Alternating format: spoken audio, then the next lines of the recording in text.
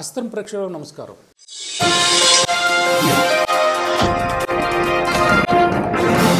ముఖ్యంగా ఇక్కడ మీరు చంద్రబాబు గారిది కేవలం హడావుడి మాత్రమే, ప్రచారం మాత్రమే, కానీ పనిచేసే ముఖ్యమంత్రులు పనిచేసుకుంటూనే వెళ్తారని చెప్పి నిరూపించబోతున్నాం. ఒక్కసారి ఇలా చూడండి.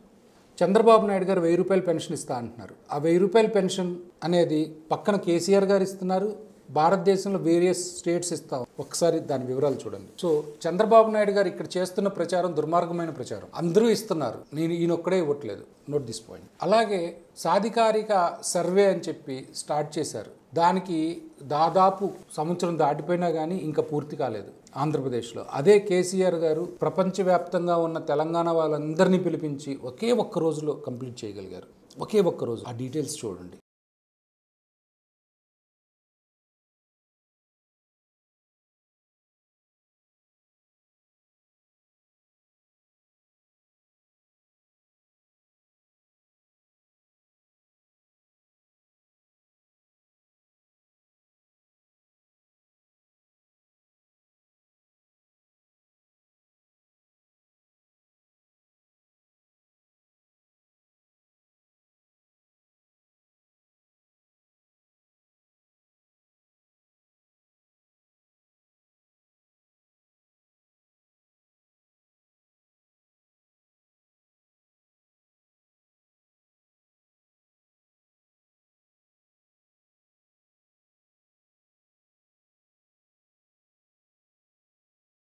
అలాగే పోలవరం గురించి చంద్రబాబు నాయుడు గారు ఎన్నిసార్లు మాట్లాడారో చూడండి. మీటర్లు వెడల్పుతో ఎక్కడికక్కడ దీనికి ఒక కాంక్రీట్ వేసి పైకి తీసుకొస్తారు.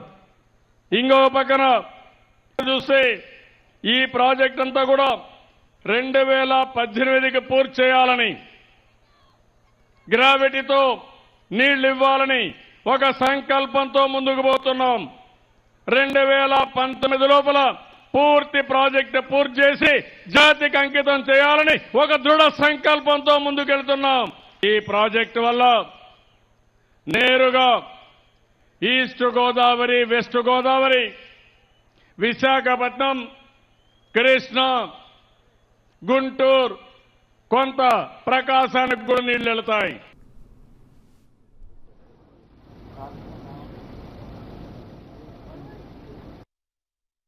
పోలవరం ప్రాజెక్ట్ ని అనుకున్న సకాలంలో 2019కి పూర్తి చేస్తాం. ఒరిజినల్ గా అయితే 2018కే గ్రావిటీతో నీళ్లు ఇవ్వాలనుకున్నాం. కొన్ని అనివార్య కారణాల వల్ల డిలే అయింది. ఇప్పుడు 2019కి గ్రావిటీతో నీళ్లు ఇవ్వడం, డిసెంబర్కి ప్రాజెక్టు పూర్తి చేసే కార్యక్రమానికి కూడా శ్రీకారం చుట్టాం. ఇవన్నీ పూర్తి చేసి గోదావరి నీళ్లు విశాఖపట్నం వరకు, అదే మరి గోదావరి నీళ్లు కృష్ణాకే కాకుండా పెన్నాకు కూడా తీసుకుపోవడానికి ఇక్కడ కృష్ణా నీళ్లు వాడుకుంటే శ్రీశైలంలో కృష్ణాలో వచ్చే నీళ్లు రాయలసీమకు వాడుకునే అవకాశం ఉంది. హంద్రీ నీవా వల్ల అనంతపురం జిల్లా, చిత్తూరు జిల్లా, కర్నూలు జిల్లా, కడప జిల్లాకు కూడా నీళ్లు ఇచ్చే అవకాశం ఉంది. గాలేరు నగిరి వల్ల కర్నూలు, కడప, చిత్తూరుకు నీళ్లు ఇచ్చే అవకాశం ఉంది. వెలుగొండ ప్రాజెక్టు ద్వారా ప్రకాశం జిల్లాకు కూడా నీళ్లు ఇచ్చే అవకాశం ఉంది. ప్రాజెక్టులన్నీ ఒక పద్ధతి ప్రకారం తీసుకున్నాను. ఎక్కడికక్కడ నీళ్లు ఇవ్వాలని, ఎక్కడికక్కడ ప్రాజెక్టులు పూర్తి చేయాలని ఈరోజు ఈ ప్రభుత్వం ముందుకు పోతున్నాం. నేను ఇంత మునుపు ప్రారంభించిన తోటపల్లి, విజయనగరం జిల్లాలో మళ్లీ నేనే వచ్చి పూర్తి చేశానంటే అది ఈ ప్రభుత్వానికి ఉండే దృఢ సంకల్పాన్ని కూడా మరొకసారి తెలియజేస్తున్నా. వంశధార ఎన్నో సంవత్సరాలుగా పెండింగ్ లో ఉంటే ల్యాండ్ ఎక్వేషన్కి, పునరావాసానికి 400 కోట్ల రూపాయలు ఇస్తున్నాం. అదే మరిగా రాబోయే సంవత్సరం దీన్ని కూడా పూర్తి చేసి నీళ్లు ఇవ్వాలనే సంకల్పంతో ముందుకు పోతున్నాం. ఈరోజు ఈస్ట్ గోదావరిలో ఈ ప్రాజెక్టు పూర్తయ్యే లోపలనే పురుషోత్తంపట్నం లిఫ్ట్ ఇరిగేషన్ తీసుకొచ్చి ఏలేరుకు నీళ్లు ఇచ్చి ఈ జిల్లాలో నీటి సమస్య లేకుండా చేయడానికి ఈ ప్రభుత్వం ముందుకు పోతున్నాం.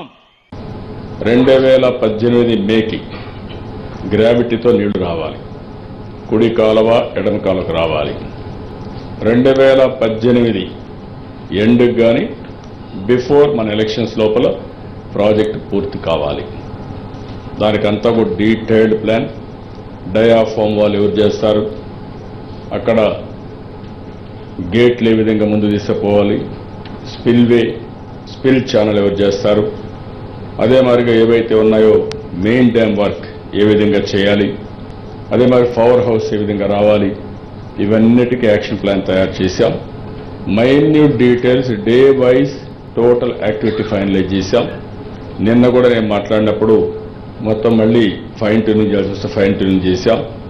ఏది ముందు జరగాలి, ఏది తర్వాత జరగాలి, ప్రాధాన్యత క్రమం ఏంటి. కేసీఆర్ గారు కాళేశ్వరం గురించి ఎక్కడ అంత హైప్ క్రియేట్ చేయలేదు, కానీ ప్రాజెక్ట్ అయిపోవచ్చింది. రేపు జూన్లో నీళ్లు ఇవ్వబోతున్నారు.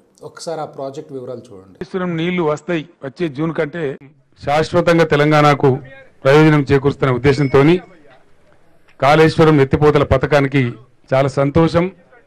తెలంగాణ 50 మంది ప్రజానీకానికి సందర్భంగా నేను శుభాకాంక్షలు తెలియజేస్తా ఉన్నాను. ఇరిగేషన్ శాఖ మంత్రి గారికి, ఇరిగేషన్ శాఖ అధికారులకు అందరికీ కూడా శుభాకాంక్షలు. ఈ ఎత్తిపోతల పథకం ఇక్కడి నుంచి ఎల్లంపల్లికి నీళ్లు రావటం, ఎల్లంపల్లి నుంచి మిడ్మానే డ్యాంకి నీళ్లు పోవడం, అక్కడి నుంచి పైకి మెదక్ జిల్లా హైదరాబాద్ నీళ్లు తీసుకోవడానికి ఇక్కడ సంపూర్ణమైనటువంటి అవకాశం ఉంది. బ్యారేజీల నిర్మాణం పూర్తి కాకముందే తీసుకునే విధంగా పంప్ హౌజుల ఏర్పాటు కూడా చేయడం జరుగుతుంది. ఆ పంప్ హౌజుల నిర్మాణం రాబోయే 15-16 నెలలనే. అలాగే కేసీఆర్ గారు ఈసారి గెలవటం కోసం కులాల మధ్య తగాదా పెట్టలేదు. అన్ని కులాలని సమర్థంగా ఆయన స్థాయిలో ఆయన చేసుకొచ్చాడు. అంటే మళ్ళీ మీరు ఇక్కడ ఆ కులం వాళ్ళు అదే పని చేయాలా అన్నారు, కానీ పల్లెల్లో ఈ రోజు కూడా కుల వృత్తుల మీదే ఆధారపడి దాదాపు 70-80% నివసిస్తున్నారనే విషయాన్ని మర్చిపోకూడదు. నెక్స్ట్ స్టేజ్లో మరి ఏం చేస్తారో తెలియదు, కానీ మిషన్ కాకతీయ అని చెరువుల్ని తవ్వించి నీళ్లు నింపి ప్రతి ఊర్లో బెస్తవారికి అక్కడ ఉండే ముదిరాజు కులానికి ఆ చెరువుల మీద హక్కులు కల్పించి ఆ చేపలు పట్టుకునే వాళ్ళ ఆర్థిక స్తోమతను పెంచగలిగారు. అలాగే కళ్ళు మీద బ్యాన్ ఎత్తేసి వాళ్ళని దగ్గర చేసుకున్నారు. అలాగే యాదవులకి గొర్రెల పంపిణీ చేశారు. మీరు అనొచ్చు అక్కడక్కడ ప్రాబ్లమ్స్ ఉన్నాయని. ప్రాబ్లం లేకుండా ఏ స్కీము జరగదు, ఖచ్చితంగా జరుగుతుంది. ఈవెన్ చంద్రబాబు నాయుడు గారు చేసే స్కీమ్స్లో కూడా ప్రాబ్లమ్స్ లేకుండా ఉంటుంది. అలాగే మిషన్ కాకతీయ, మిషన్ భగీరథ ఎలాంటి హైప్ లేకుండా చేశారు. సో చంద్రబాబు నాయుడు గారు కేవలం ప్రచారం కోసం మాత్రమే ఉంటారు. మీడియా ఒక్క 10 రోజులు చంద్రబాబు నాయుడు గారికి సపోర్ట్ చేయకపోతే, మీడియాలో ఒక్క 10 రోజులు చంద్రబాబు నాయుడు గారు కనపడిపోతే ఆంధ్రప్రదేశ్ ప్రజలు పూర్తిగా చంద్రబాబు నాయుడు గారిని మర్చిపోతారు. ఒకటి. రెండవది, ఆఫీస్కి రావట్లేదు అంటారు. ఇవాళ advanced technology, real time governance అని చంద్రబాబు నాయుడు గారు మాట్లాడుతూ ఉంటారు. ల్యాప్టాప్ పెట్టుకొని లేకపోతే ఐప్యాడ్ పెట్టుకొని మాట్లాడతానంటారు. అది ఉన్నప్పుడు ఆఫీస్కే వెళ్ళాల్సిన పని లేదు.